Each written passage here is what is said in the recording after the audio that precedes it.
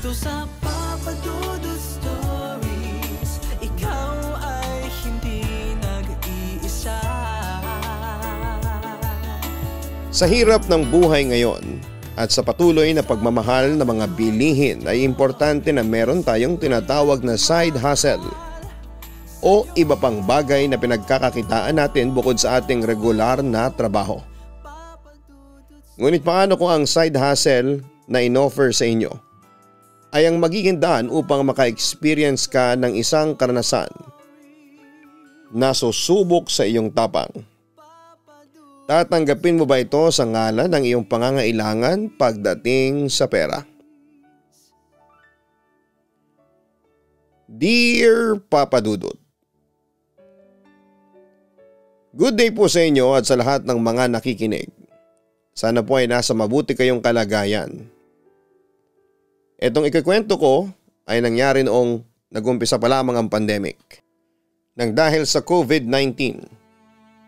Tawagin niyo ako sa pangalan na Chari, 28 years old na ako sa ngayon. Hindi ko inaasahan na makakaranas ako ng kababalaghan sa aking buhay dahil sa pagkakaalam ko ay wala naman akong kakayahan na makakita ng mga kaluluwa.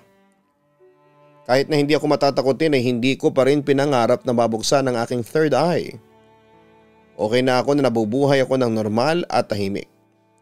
Though naniniwala naman ako sa mga paranormal, naniniwala ako na talagang may mga bagay sa ating mundo na mahirap paniwalaan pero totoo. Nakatira pala kami ng aking pamilya sa isang subdivision. Lumipat kami noong bata pa lamang ako. Hanggang ngayon ay binabayaran pa rin namin monthly ang aming bahay. 4 pala kaming magkakapatid at ako ang pangalawa at nag-iisang babae. Hindi kami mayaman, Papa Dudut, sakto lang. Ang maganda sa family namin ay nagtutulong-tulong kaming lahat para sa mga gastusin namin sa araw-araw, pati na rin sa mga monthly bills. 3 na lamang kaming magkakapatid na kasama ng parents namin sa aming bahay. May asawa na kasi yung panganay naming kapatid at nakabukod na siya sa amin. Parang ako na ang umaaktong panganay sa aming magkakapatid. Masaya rin kami sa subdivision kung saan kami nakatira, tahimik doon. Minsan lang magkaroon ng kaguluhan kapag may mga lasing lang na nag-aamok. Lahat ng kapitbahay namin ay kasundo namin dahil marunong kaming rumespeto at magbigayan. May mga pagkakataon din na kapag kailangan ng isa ng tulong ay tumutulong ang isa o ang lahat. Pero kung meron mang kaming pinaka-close at kasundo na kapitbahay ay yon ay ang pamilya ni Ate Sonia. Nasa kaliwa ng aming bahay ang bahay nila. Literal na kapitbahay talaga namin sila. Mas nauna lamang sila sa amin sa subdivision na yon, Papa Dudut. Ang family niya ang kauna-unahang nag-welcome sa amin. Pagkalipat namin doon, dati ay kumatok si Ate Sonia sa aming bahay at may dala siyang masarap na putsero na siya mismo ang nagluto. Pa-welcome daw niya sa amin, Papa Dudut. Simula noon ay naging close na sila ni Mama hanggang sa naging magkaibigan na ang family namin at ang family nila. Kasama ni Ate Sonia sa bahay ang asawa niya. 2 anak, isang kasambahay at ang nanay ni Ate Sonia na si Lola Mary. Sa pagkakaalam ko ay nasa 80 years old na si Lola Mary kaya may mga pagkakataon na nagiging ulyanin na siya at makulit. May problema din siya sa tuhod niya kaya nahihirapan na siyang maglakad. Kapag naglalakad siya sa labas ay palagi siyang may tungkod at inaalalayan ng kanilang kasambahay na si Ate Joy. Madali naming nakapalagaya ng loob si Ate Sonia at ang buong pamilya niya. Pati ang 2 niyang anak na babae ay naging kaibigan ko din. Kapag may okasyon sina Ate Sonia ay palagi kaming invited. Mahilig din kaming magbigaya ng ulam paminsan-minsan. Napakaswerte namin kasi sina Ate Sonia ang naging kapitbahay namin.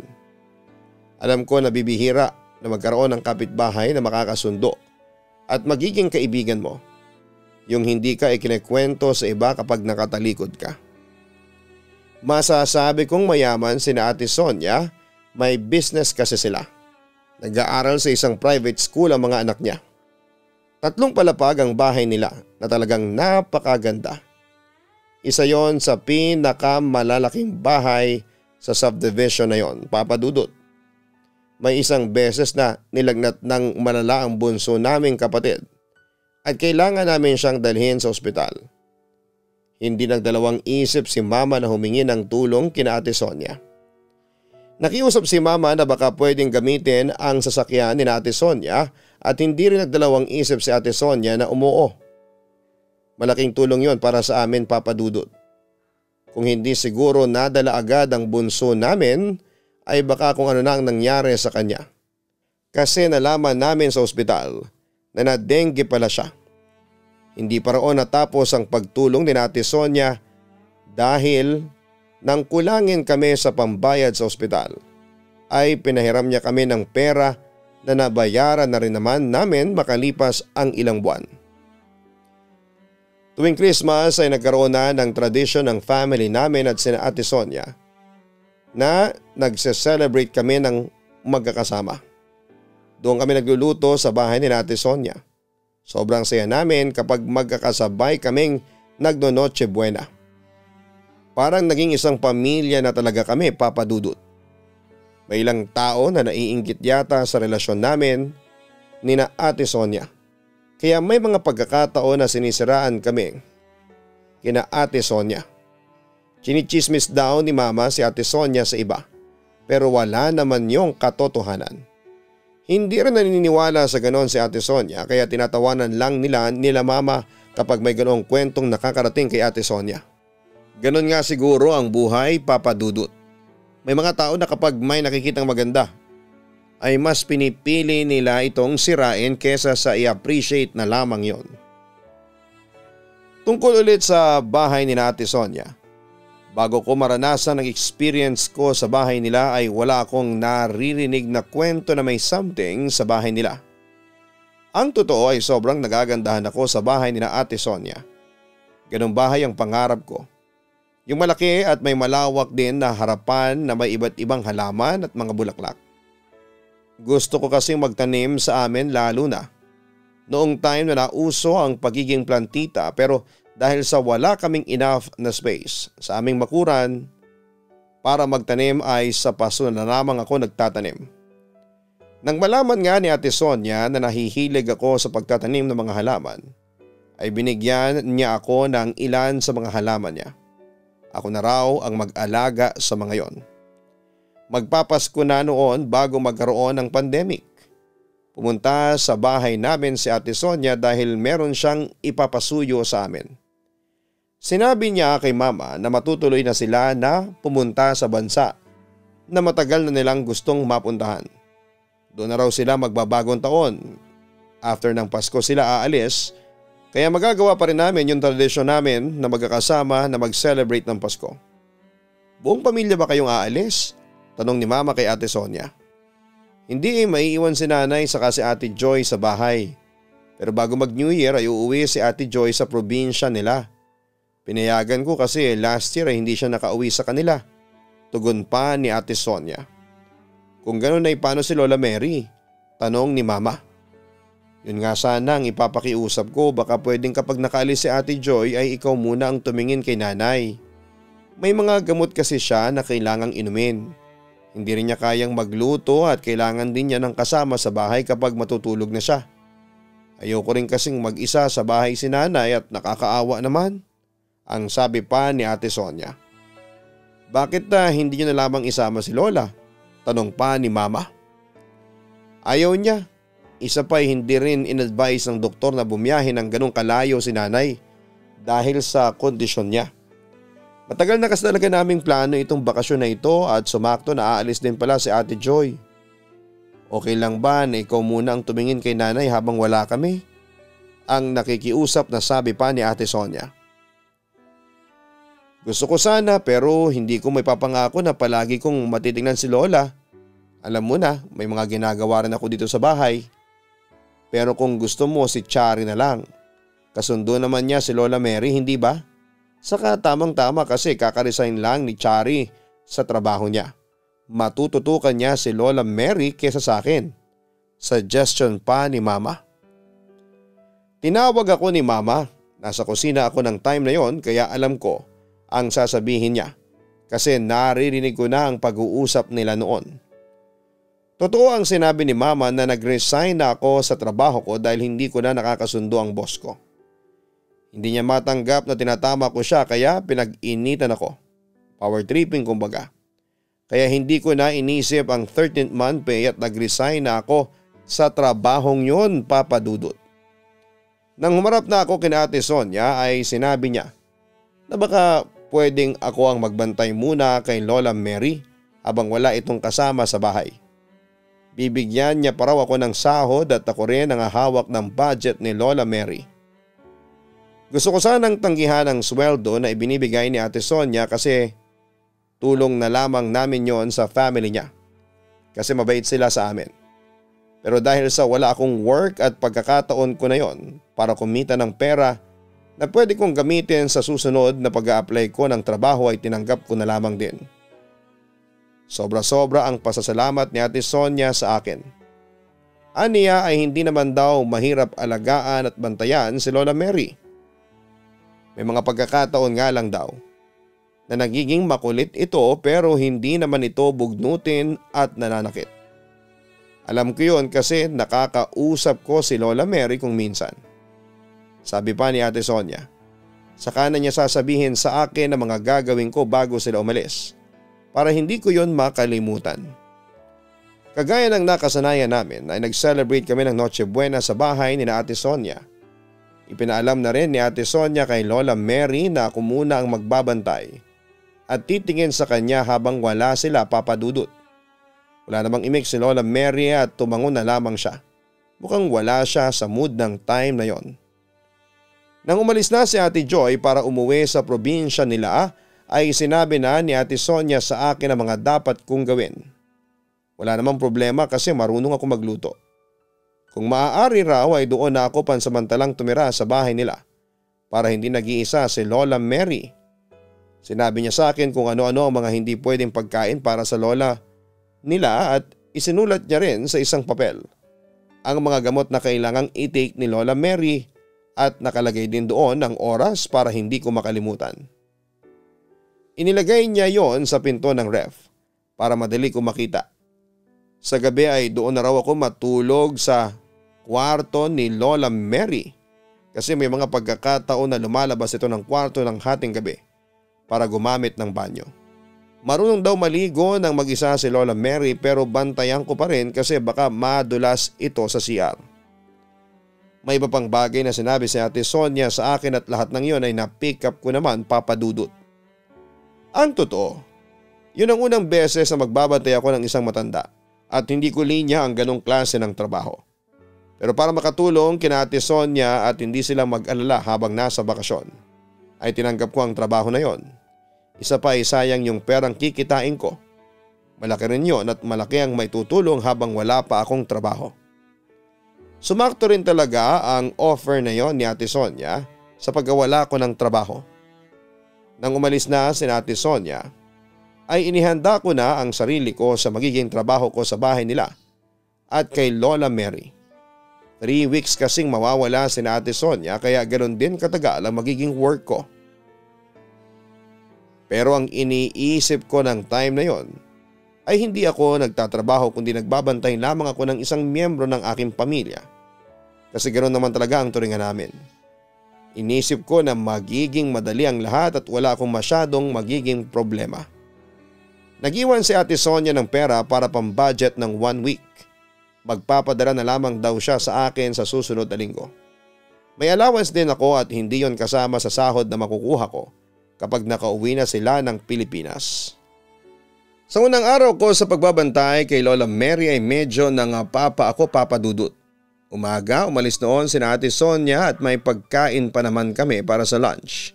Kaya hindi ko na kailangan na magluto pa. Kinagabihan ay tinanong ko si Lola Mary kung anong ulam ang gusto niya at ang sabi niya ay crispy pata. Medyo natawa ako at ang sabi ko ay hindi siya pwede ng crispy pata. Ang sagot ni Lola Mary ay sana ay hindi ko na lamang siya tinanong. Kasi hindi ko rin naman susundin ang gusto niya. Ang ginawa ko ay naggisa na lamang ako ng gulay at nagprito ng isda. Tawagin mo na sila. Sabihin mo ay kakain na. Ang sabi ni Lola Mary nang kumakain na kami ng dinner. Lola, wala na po sila. Hindi niyo po ba natatandaan? Umalis sila kaninang umaga pero wag po kayong mag-alala kasi babalik din sila kaagad. 3 weeks lang po silang mawawala. Sagot ko. Ang akala ko kasi sina Ate Sonia ang tinutukoy niya. Saka bakit kakaunti ang niluto mo? Hindi to kasya sa atin. Ang sabi pa ni Lola Mary. Tayong dalawa lang po ang kakain. Umalis po sina Ate Sonia. Marami pa nga po ito para sa ating dalawa. Ang turan ko. Hindi nagsalita pa si Lola Mary at kumain na siya. Doon ko nalaman na totoo nga ang sinasabi ni Ate Sonia na kung minsan ay nagiging ulyanin ito. Sa mga pagkakataon kasi na nakakausap ko dati si Lola ay hindi siya ganon. Siguro dahil sa 3 linggo kaming magkakasama ay mas lalo ko siyang nakilala. Mabagal kumain si Lola Mary kaya nauna akong natapos sa kanya. Matyaga ko siyang hinintay hanggang sa matapos siya. Pagkatapos noon ay hinugasan ko na ang mga pinagkainan namin habang naghihintay ng oras ng pag-inom ni Lola ng mga gamot. Mukhang alam na ni Lola ang oras para sa mga gamot kasi sakto na oras na ng pag-inom niya ng gamot ay siya pang nagsabi sa akin na kailangan na niya ang mga gamot niya. Pinuri ko si Lola at ang sabi ko ay ang galing naman niya kasi alam na niya ang oras kung kailan siya iinom ng gamot. Medyo na weirduhan ako sa naging sagot niya. Ang sabi kasi ni Lola Mary ay may nagsasabi sa kanya kapag iinom na siya ng gamot.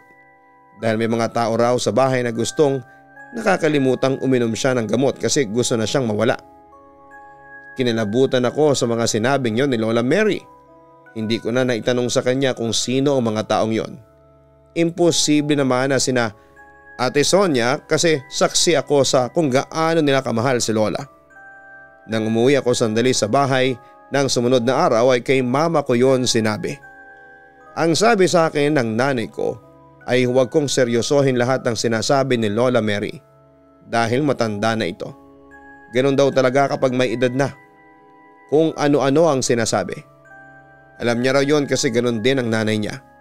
Minsan nga raw ay natatawa na labang sila kapag may sinasabi ang nanay nila na napakahirap paniwalaan. Kaya inisip ko na walang kung anong kahulugan ang sinasabing yon ni Lola Mary at hindi ko yon dapat na seryosohin. Wala namang kakaiba sa unang gabi ko na matulog sa bahay na yon, Papa Dudut. Ang sarap pa nga ng tulog ko kasi naka-aircon ng kwarto ni Lola Mary, sa sahig ako natulog. May latag akong kutsyon kaya komportable pa rin ako.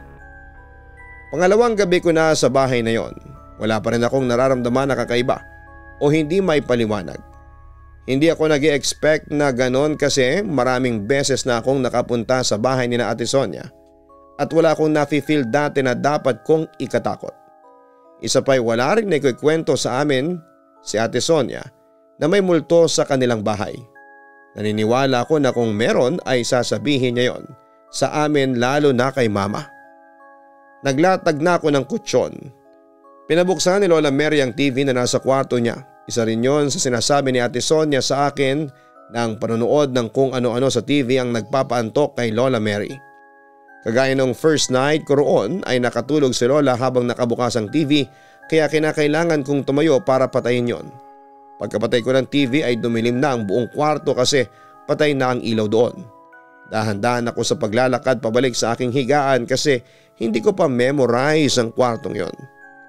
Pagkahiga ko ay naramdaman ko na mas lalong lumamig kaya binalot ko ang sarili ko ng kumot at ipinikit ko na ang mga mata ko. Maya-maya ay nakatulog na nga ako. Madaling araw nang magising ako nang bumukas ang pinto. Nakita ko si Lola na palabas ng kwarto kaya tumayo ako para alalayan siya. Ang sabi niya sa akin ay naiihi siya. Sinamahan ko siya sa banyo, nasa labas ako. Pero nakabukas ng kaunti ang pinto para alam kong tapos na siya. Inalalayan ko ulit si Lola Mary nang lumabas na siya ng banyo. Nang naglalakad na kami pabalik ng kwarto niya ay bigla siyang tumigil sa paglalakad at may tinitigan siya sa isang sulok ng sala. Anong ginagawa mo dyan? Bakit hindi ka pa natutulog? Tanong ni Lola kahit na wala naman akong nakikitang tao sa tinitingnan niya. Lola, tara na po sa kwarto. Maaga pa. Matulog na ulit tayo. Yaya ko sa kanya. Sabihin mo sa kanya na matulog na siya, ang sabi ni Lola at may itinuro siya sa akin. Natakot ako nang ma-realize ko na baka may nakikita si Lola na hindi ko nakikita. Para mawala ang takot ko, ang iniisip ko ay yung sinabi sa akin ni Mama na may mga bagay na sinasabi ang mga matatanda na hindi totoo at hindi ko yon dapat na seryosohin. Pero kahit na iniisip ko yon ay hindi pa rin mawala ang takot ko. Kasi unang beses ko na may naranasan akong ganon, Papa Dudut. Pag-uwi ko sa bahay ng sumunod na araw ay tinanong ko si Mama kung meron bang naikwento si Ate Sonia sa kanya kagaya ng may multo sa bahay nito. Wala raw, sagot ng nanay ko. Tinanong ako ni Mama kung meron bang nagpaparamdam sa akin sa bahay ni Ate Sonia. At ang sabi ko ay parang meron nakikita si Lola Mary na hindi ko nakikita. Pinayuhan ako ni Mama na magdasal na lamang palagi. Kung meron man daw multo sa bahay ni Ate Sonia ay sigurado raw siya na hindi yon nananakot o nananakit. Dahil hindi raw magtatagal doon si Ate Sonia kung bayolente ang multo na naroon. Bayolente man o hindi, multo pa rin yun, Nay. Parang ayoko na magbantay kay Lola Mary. Ikaw na lang dun, Mama, ang natatakot kong sabi sa nanay ko. Bakit mo sa akin ipapasa yung trabaho mo? Saka mas kailangan mo yan kaysa sa akin. Tandaan mo, kailangan mo ng pera para may pang-apply ka sa susunod. Paalala pa ni Mama sa akin. Natatakot na po kasi ako eh. Ano kaya kung kausapin ko si Ate Sonia tapos sabihin ko na maghanap na lang siya ng ibang magbabantay kay Lola Mary? Turan ko. Bibigyan mo pa ng isipin si Sonia. Tapusin mo na lang yung trabaho mo na yan. Tiisin mo na lang. Malay mo mali rin tayo ng hinala. Baka ganun lang talaga si Lola Mary kasi nga matanda na siya, ang sabi pa ni Mama. Sa huli, Papa Dudut, ay wala ko nagawa kundi ang ipagpatuloy ang pagbabantay kay Lola Mary. Ang iniisip ko na lamang ay ang perang makukuha ko pagkatapos noon at kung paano yon makakatulong sa akin, Papa Dudut. Sa mga lumipas na araw naman ay naging normal na si Lola Mary. Hindi na siya yung biglaang magsasalita at may itinuturo sa kung saang parte ng bahay na para bang may nakikita siya kahit na wala naman. Kahit paano ay nagpasalamat ako at ang hinala ko ay nakatulong yung paggawa ko sa payo ni Mama na magdasal.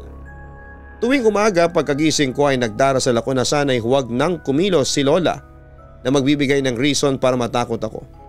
Ganon din ang ginagawa ko bago ako matulog, Papa Dudut.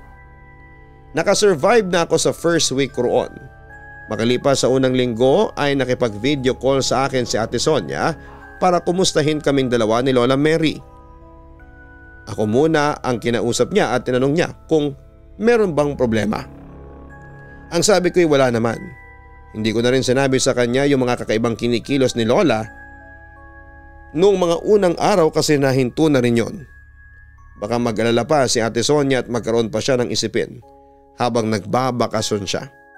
Sinabi rin niya na magpapadala ulit siya ng pera para sa budget namin sa linggong yon. Nang si Lola meron ang kinausap ni Ate Sonia ay pumunta muna ako sa kusina para ayusin ang lulutuin ko para sa aming tanghalian. Naka-loudspeaker ang phone kaya kahit papaano ay naririnig ko ang pag-uusap nilang dalawa. Narinig ko na sinabi ni Ate Sonia na huwag daw akong tatakutin ni Lola Mary. Ang sagot naman ni Lola ay hindi naman siya nananakot at nagsasabi lamang siya ng totoo. Sa narinig ko na yon ay nagkaroon ako ng hinala na baka nga merong nagpaparamdam sa bahay nila. At baka kay Lola Mary lamang yon nagpaparamdam. Mukhang aware din talaga si Ate Sonia tungkol sa bagay na yon, Papa Dudut. Dahil sa hinala ko na yon ay naisip kong umatras na talaga pero sumagi rin sa isipan ko na kailangan ko ng pera kaya hindi ko yon pwedeng gawin. Baka kapag nalaman din ni Ate Sonia na natatakot ako sa bahay nila ay humanap siya ng ibang magbabantay kay Lola Mary. Ayokong mangyari yon kasi masasayang ang 1 linggo ko roon at 2 linggo na lamang din naman ang kailangan kong tiisin. Makalipas nga ang ilang araw ay bumalik na naman si Lola Mary sa mga kakaiba niyang kinikilos. Naglalaba kasi ako ng araw na yon at hindi naman mahirap kasi may washing machine sila doon. Kaya lang ay sira ang dryer kaya sinampay ko na lamang sa likod ng bahay nila ang mga damit ni Lola Mary na nilabahan ko. Papasok na ulit ako sa bahay nang marinig ko si Lola Mary na nagsasalita ng mag-isa sa kusina. Tumatawa pa nga siya. Ang sabi pa niya sa kausap niya ay kung bakit daw ito nakasuot ng barong. Hindi raw bagay rito ang ganong damit. Pumasok na ako at naabutan ko si Lola na mag-isa sa kusina. Wala siyang kausap kaya kinilabutan na naman ako. Akala ko kasi ay tumigil na siya sa ganon niyang ginagawa pero hindi pa rin pala. Lola, gusto niyo po bang magmerienda? May nagtitinda ng banana Q sa kabilang kanto. Ibibili ko kayo, tanong ko sa kanya. Sige, saka ipagtimpla mo na rin ako ng juice. Ikaw ba? Gusto mo rin ba ng merienda? Ang sabi ni Lola Mary. Opo, bibili din po ako ng sa akin. Kahapon pa po kasi ako nagkikrave ng banana Q. Tugon ko. Hindi ikaw ang tinatanong ko. Bakit ikaw ang sumasagot? Siya, ang sabi ni Lola Mary at may itinuro siya sa bakanting upuan na nasa harapan niya. Lola naman, huwag ka namang manakot, wala namang pong tao dyan. Sambit ko habang natatakot. Aba, hindi kita tinatakot. Ikaw ba ay bulag at hindi mo siya nakikita? Tanong ni Lola. Wala po talaga akong nakikita, sambit ko. Tinawanan lamang ako ni Lola Mary at ang sabi niya ay bumili ako ng merienda namin at nagugutom na siya. Halos maiyak na ako noon sa takot kasi sobrang seryoso ng mukha ni Lola Mary nang itinuro niya yung sinasabi niya na tinanong niya kung gusto rin ng merienda. Hindi siya yung mukhang nagbibiro o kaya ay gumagawa ng paraan para takutin ako. Kung hindi ko nga lang talaga kailangan ng pera at hindi ako nahihiya kay Ate Sonia na bitawan ng pagbabantay kay Lola Mary ay hindi ko na talaga itutuloy ang trabahong yon. Kaya lang ay kailangan ko talaga ng pera. Kailangan ko ng trabahong yon. Hindi na rin ako nagkwento kay mama ng mga bagay na ginakatakot ko sa bahay ni Ate Sonia. Palagi naman niyang sinasabi na kailangan kong tapangan kasi kailangan ko ng pansamantalang trabaho na yon para magkaroon ako ng pera. Isa pa ay nakakahiya rin talaga kung bibitawan ko ang pagbabantay kay Lola Mary. Alam ko na malaki ang tiwala ni Ate Sonia sa amin kaya sa amin siya lumapit ng time na yon, Papa Dudut. Pero yun nga lang ay habang papalapit na ang araw ng pag-uwi ni na Ate Sonia ay patindi naman ang level ng kababalaghan na nararanasan ko. Maaga akong nagigising kasi kailangan kong magluto ng almusal namin ni Lola Mary. Dapat ay mauna akong magising sa kanya kasi kapag nagising siya ay gusto niya nakakain siya kaagad. Mag-alas 6 pa lamang ng umaga ay nasa kusina na ako at nagluluto ng almusal namin. Nakaharap ako noon sa may lutuan kasi naghahalo ako ng sinangag na kanin nang may narinig ako na yabag ng paa na papalapit sa akin. Siyempre kami lang dalawa ni Lola Mary ang nandoon kaya siya ang naisip ko. Lola, gutom ka na ba? Sandali lang ha at malapit na po itong maluto, masigla kong sabi. Wala akong narinig na tugon mula kay Lola Mary. Usually ganoon talaga siya lalo na kapag medyo wala sa mood. Kahit kausapin ko ay hindi siya nagsasalita. Kaya wala akong naisip na kakaiba ng time na yon, Papa Dudut. Narinig ko rin na umurong yung isa sa mga upuan kaya naisip ko na umupo na si Lola Mary at naghihintay na siyang kumain. Pagharap ko para kumuha ng lalagyan ng fried rice ay nanlamig ako nang malamang ko na wala si Lola Mary sa aking likuran. Pero napansin ko na nawala sa original na pwesto yung isa sa mga upuan. Kaya hindi ko masasabi na guni-guni ko lamang ang mga narinig ko. Bukod sa panlalamig ng buong katawan ko ay pinagpawisan din ako ng malapot. Takot na takot ako ng sandaling yon. At kung pwede nga lang na tumakbo na ako palabas ay ginawa ko na. Pero hindi ko naman pwedeng iwanan si Lola Mary ng ganong oras. Kasi kakain na siya kapag nagising na siya, Papa Dudut. Kahit natatakot na ako ay kinalma ko ang sarili ko sa pamamagitan ng pagdarasal. Inihain ko na ang mga pagkain at lumabas muna ako ng bahay. Pakiramdam ko kasi hindi ako masyadong makahinga ng maayos kapag nandun ako sa loob. Habang nasa labas ako ay napapaisip ako.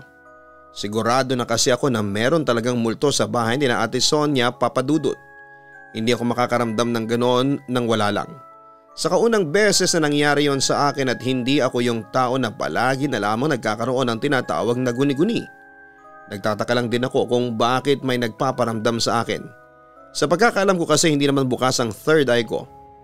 Kahit nga dati kapag nagpupunta ako sa isang lugar at may nagsasabi na merong multo doon ay wala akong nararamdaman. Pumasok na ulit ako sa bahay nang marinig ko ang pagtawag ni Lola Mary sa pangalan ko. Nagmamadali ako kasi magbabanyo muna siya at kailangan ko siyang bantayan. Naabutan ko si Lola Mary na papasok ng CR.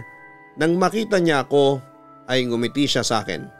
Nakatayo lamang ako sa labas ng CR at matapos ang ilang minuto ay lumabas na si Lola Mary at nagsabi na nagugutom na siya. Habang magkasabay kaming kumakain ay naisipan ko magtanong sa kanya. Lola, may multo po ba sa bahay ninyo? Diretsyong tanong ko. Bakit mo na itanong? May nagmumulto ba sa iyo rito? Tanong ni Lola Mary. Parang meron po saka hindi ba kahit kayo may nakikita kayo na hindi ko nakikita? Ang daming beses na may tinuturo kayong tao at kinakausap pero hindi ko na nakikita. Wala ako natatandaan na may nangyaring ganon. Ginagawan mo ko ng kwento, Chari, ang sabi ni Lola Mary.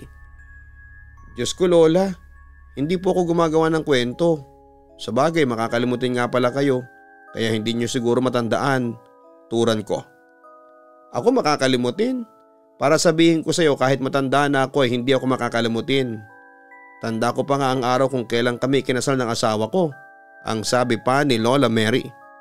Nang dahil sa nabanggit ni Lola, ang kanyang namayapang asawa ay nagkaroon ako ng hinala na baka yon ang nagpaparamdam sa bahay nila. Yun lang kasi ang alam ko na namatay nilang kamag-anak kaya may posibilidad talaga na tama ang hinala ko. Natapos ng 2 linggo ko sa pagbabantay kay Lola Mary. Medyo nakakahinga na ako ng maluwag kasi 1 week na lamang ay matatapos na ako sa trabaho ko roon, Papa Dudut. Kaunting araw na lamang ang kailangan kong tiisin. Paminsan-minsan ay tumatawag pa rin si Ate Sonia para mangumusta. Tinatanong pa nga niya ako kung ano ang gusto kong pasalubong at ang sabi ko ay sila na ang bahala. Kahit ano naman basta galing sa kanila ay tatanggapin ko. Pero ang totoo ay gusto kong sabihin na sana ay umuwi na sila. Gusto ko ring itanong kung may multo ba sa bahay nila pero nahihiya na akong itanong yon sa kanya. Hindi mahirap alagaan at bantayan si Lola Mary. Sa totoo lang hindi mahirap ang ginagawa ko roon, Papa Dudut. Ang nagpapahirap sa akin ay yung mga kakaiba at hindi maipaliwanag na nangyayari sa bahay na yon na nararanasan ko. Isa pa hindi ko makakalimutan na nangyari sa akin sa bahay ni Ate Sonia ay noong isang gabi na bigla akong nagising. Mahimbing na ang tulog ko noon. Tiwala ako na tulog na rin si Lola Mary. Sa gitna ng pagtulog ko ay nagising ako at may narinig akong tumutugtog sa may sala.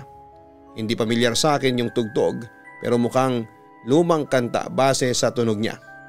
Napatayo ako at pagbukas ko ng ilaw sa kwarto ay wala si Lola Mary sa kanyang higaan. Nagkaroon ako ng hinala na baka si Lola Mary ang nagpapatugtog. Pero kailangan kong sabihin sa kanya na dapat na niyang ihinto ang pagpapatugtog kasi baka nakakabulahaw na yon ang mga kapitbahay. Baka ireklamo pa kami at may pumuntang tanod sa bahay nila ng 10 oras ng gabi. Paglabas ko ng kwarto ay nakita ko si Lola Mary na nasa sala. Sumasayaw siya na parang meron siyang kasamang sumayaw, Papa Dudut. Nakataas kasi ang 2 niyang kamay sa hangin. Medyo madilim pero nakikita ko pa rin siya. Ngunit ang talagang nagbigay sa akin ng takot ay nang habang tinititigan ko si Lola Mary sa kanyang pagsayaw ay may nakita na rin akong parang anino ng isang lalaki. Nakasabay ni Lola na sumasayaw. Parang nakahawak yon sa bewang ni Lola Mary, matangkad yung anino. Noong una hindi pa ako naniniwala sa aking nakita kaya kinusot ko ng ilang beses ang mata ko. Baka kasi kung ano-ano na ang nakikita ko kasi bagong gising ako. Pero patuloy ko pa rin nakikita yung anino sa kabila ng ginawa ko. Tinapangan ko ang loob ko, Papa Dudut, kahit ng time na yon ay gusto ko nang magsisigaw at umuwi na sa aming bahay. Binuksan ko ang ilaw sa sala at tinawag ko si Lola Mary pero hindi pa rin siya tumigil sa pagsasayaw. Nakapikit lamang siya na para bang hindi niya ako naririnig. Kaya pinatay ko ang tugtog at doon na huminto si Lola sa pagsasayaw. Nagmulat na rin siya, tumingin siya sa akin na mukha siyang walang alam sa mga nangyari. Bakit ako nandito? Bakit mo ko dinala rito? May pagtatakang tanong ni Lola Mary sa akin. Hindi po ako nagdala dito sa inyo. Ako nga po ang dapat magtanong niyan sa inyo Anong ginagawa niyo rito? Nagsasayaw pa kayo mag-isa, ang sabi ko. Nagsasayaw ako? Ang akala ko ay nananaginip lang ako. Sa panaginip ko ay kasayaw ko ang aking asawa. Sagot pa ni Lola Mary. Hindi ko na alam kung paano ipoproseso sa utak ko ang mga nangyari, Papa Dudut. Mukhang nag-i-sleepwalk si Lola Mary pero ang hindi ko maintindihan ay kung bakit meron akong nakitang anino ng isang lalaki na kasayaw niya. Yun ba ang asawa niya na namayapa na? May insidente pang nangyari na talagang ikinataas ng balahibo ko. Ilang araw na lamang ay pauwi na si Ate Sonia. Tuwing gabi ay nakakarinig ako ng tunog sa labas ng kwarto. Mga yabag ng paa tapos may tunog din na parang kahoy na itinutuktok sa sahig. Gabi-gabi yon, Papa Dudut. Alam ko na isa na naman yon sa mga pagpaparamdam kaya hindi ko na lamang pinapansin at sinasabayan ko ng taimtim na pagdarasal. Nang dumating na si Ate Sonia ay talagang nakahinga na ako ng maluwag, Papa Dudut. Ate, may tatanong pala ako. Yung namatay na asawa ni Lola Mary, bakit po ba siya namatay? Usisa ko. May sakit kasi siya. Nakakaawa nga yun kasi pilay ang isang paa niya. Buti na lamang at natuto siyang gumamit ng tungkod. Bakit mo pala naitanong? Ang sabi ni Ate Sonia. Nababanggit po kasi ni Lola sa akin nung wala kayo sagot ko. Natawa na lamang si Ate Sonia at inamin niya sa akin na kung minsan ay nagkukwento talaga si Lola Mary ng ganon. May mga pagkakataon din na nagsasalita raw ito ng mag-isa. Inamin ko na nangyayari nga ang ganon at tinanong ko na siya kung nagpaparamdam din sa kanila yung namatay na asawa ni Lola Mary. Ang sagot ni ate ay oo. Nagpaparamdam din sa kanila pero dahil alam niya na tatay niya yon ay hindi sila natatakot. Ang kinakatakot lang daw nila ay yung isa pang nilalang na nakikita ni Lola Mary na sinasabi nito na gusto na itong mamatay. Kinokontra na lang daw nila yon sa pamamagitan ng pagdarasal. Doon ko na-realize na yung naririnig kong naglalakad sa kwarto na may kasamang pagtuktok ng kung anong kahoy ay ang kaluluwa ng asawa ni Lola Mary. Yung kahoy na tumutuktok sa sahig malamang ay ang tungkod niya. Talagang hindi ko makakalimutan ang naging experience ko na yon, Papa Dudut. Hindi ko kasi inaasahan na haunted pala ang bahay ni na Ate Sonia. Pero maganda rin naman na umuwi agad sila kasi hindi sila naabutan ng lockdown at travel ban dati. Kasi kung naabutan sila ay malamang mas mahaba pa ang magiging stay ko sa bahay nila. Baka masiraan ako ng bait kapag gano'n ang nangyari. Sa kabila ng lahat ng katatakutan na na-experience ko ay nagpapasalamat pa rin ako. Kasi nagamit ko ang perang kinita ko sa paghahanap ng trabaho. Nang mag-lockdown naman ay nag-work from home na ako. Until now ay kapitbahay pa rin namin si Ate Sonia. Maganda pa rin ang relasyon namin sa pamilya niya. At isa sila sa tumulong sa amin noong kasagsagan ng pandemic. Nag-positive kasi ang buong pamilya ko at dahil hindi kami makalabas ng bahay ay palagi nag-iiwan ng pagkain si Ate Sonia sa labas ng bahay namin. Nagbago na rin ang tingin ko sa bahay nila. Actually, pinapangarap ko pa rin ang ganong klase ng bahay. Pero menos yung multo. Sino ba naman kasing tawang gustong may multo sa bahay na kanyang tinitirhan, hindi ba? Pero napatunayan ko rin na mahal talaga si Lola Mary ng asawa niya. Kasi kahit medyo matagal na itong patay ay hindi pa rin ito iniiwanan ng asawa niya, si Lola Mary. Nananatili pa rin po ito sa tabi ni Lola Mary. Sincerely yours, Chari. Importante sa isang komunidad ang pagkakasundo at pagkakaisa ng mga magkakapitbahay. Dahil hindi natin alam na maaaring may araw na darating na kakailanganin natin ng kanilang tulong. Maganda na magkaroon tayo ng maayos at matibay na relasyon sa mga taong nakapaligid sa atin. Tungkol naman sa pagharap natin sa ating takot, kung minsan ay dinadala tayo ng pagkakaroon sa isang sitwasyon kung saan ay susubukin ang ating tapang at pananampalataya. Sa ganitong pagkakataon ay mas lalo pa nating dapat nalakasan ang ating loob at paniniwala na hindi tayo pababayaan ng nasa itaas. Dahil walang mangyayari sa ating buhay at hindi tayo makakausad kung palagi tayong nagpapatalo sa ating takot at pangamba. Huwag kalimutan na mag-like, share and subscribe. Maraming salamat po sa inyong lahat. Ang buhay ay mahiwaga, laging may lungkot at saya. Sa Papa Dudut Stories, laging may karamay ka.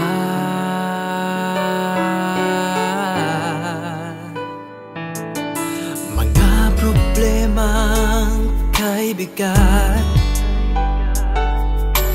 dito ay pakikinggan ka. Sa Papa Dudut Stories, kami ay iyong kasama.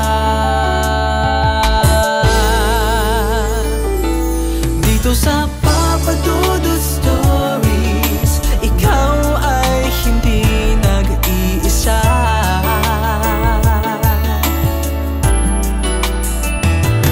Dito sa Papa Dudut Stories, may nagmamahal sa'yo. Papa Dudut Stories, Papa Dudut Stories, Papa Dudut Stories.